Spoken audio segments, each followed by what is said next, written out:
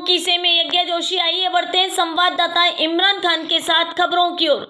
हटवारी गांव में डीएससी संस्था सहयोगार्थ आईटीसी मिशन सुनहरा कल द्वारा परियोजना क्षेत्र में विश्व मृदा दिवस का आयोजन किया गया।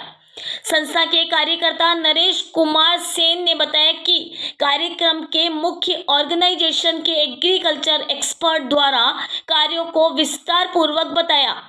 प्राकृतिक खेती के बारे में किसानों को रासायनिक खाद कम करना एवं गाय के गोबर गोमूत्र का उपयोग करना, किसानों को आय बढ़ाने के साधन, मृदा को स्वस्थ रखने के प्रयोग, मृदा का महत्व को परिभाषित किया।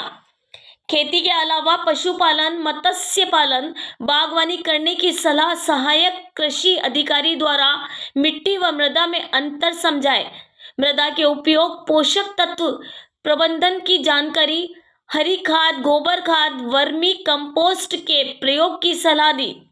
सहायक आचार्य द्वारा फसल अवशेष के उपयोग, फसल अपशिष्ट में आग नहीं लगाने की सलाह दी। कार्यक्रम में संस्था सदस्य, अतिथि सहित लगभग 100 किसानों ने भाग लिया। कार्यक्रम के बाद गांव की चरागाह भूमि में पौधारोपण भी किया गया।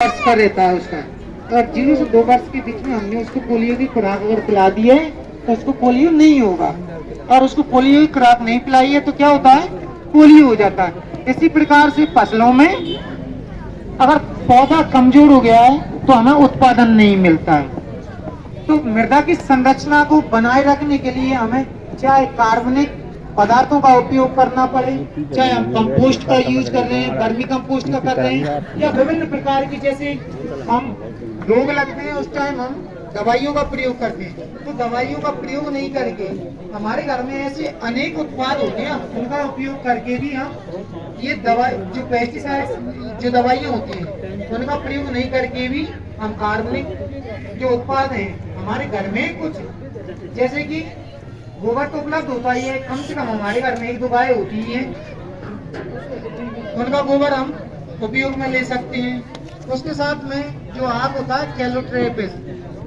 अगौगा जिसे हम हमारी लोकल भाषा में कहते हैं, अगौगा जानते हैं, उसका कुछ जो हम बेशरम कहते हैं उसके भी पत्ते होते हैं, कुछ नीम की पत्तियां, उनको मिक्स करके जैसे कोई ड्रम ले लिए, मोटा मोटी तौर पर आपके लिए बता रहा हूँ, ये सूक्ष्म जीव है वो भी जल के मर जाती हैं। तो जो मृदा में विभिन्न प्रकार की ऐसी क्रियाएं होती हैं वो नहीं हो पाती हैं, तो मृदा वहाँ पे खराब हो जाती है।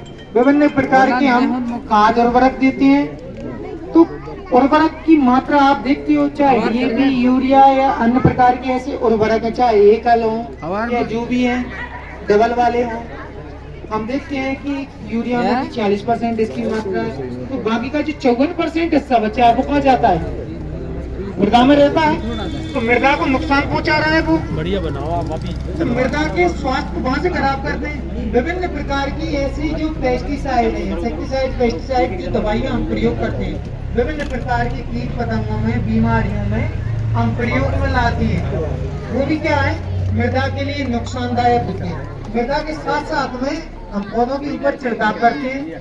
पौधों के ऊपर छिड़काव करने से क्या होता है, ये चाहे खाद उर्वरक हो या फिर दवाइयाँ हो, ये फसल, ये जो पौधे होते हैं उनको अपने आप में अवशोषित करती है, और जो हमारे पास फसल आती है ये कुछ अंश उसमें रह जाता है और उसको हम खाते हैं। जब हम खाते हैं तो हमारे शरीर में जाता है, शरीर में जाता है तो हमारे शरीर को भी विभिन्न प्रकार के रोगों से घेर लेता है। जैसे आजकल कैंसर आम बीमारी हो गई है, पहले कभी कभी सुनने को मिलता कहीं कहीं दूर दूर तक, लेकिन आज हम देख रहे हैं कि हमारे क्षेत्र में हो सकता है लगभग हर गांव में 1 पेशेंट मिल जाता है कैंसर का कोई ना कोई।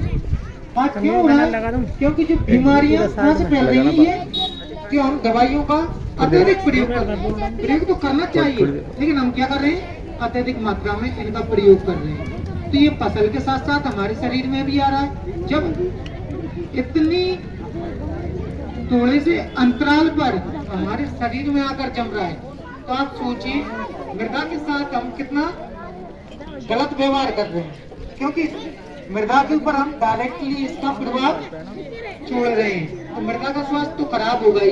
विभिन्न प्रकार के ऐसे पोषक तत्व जरूरी हैं, लेकिन हम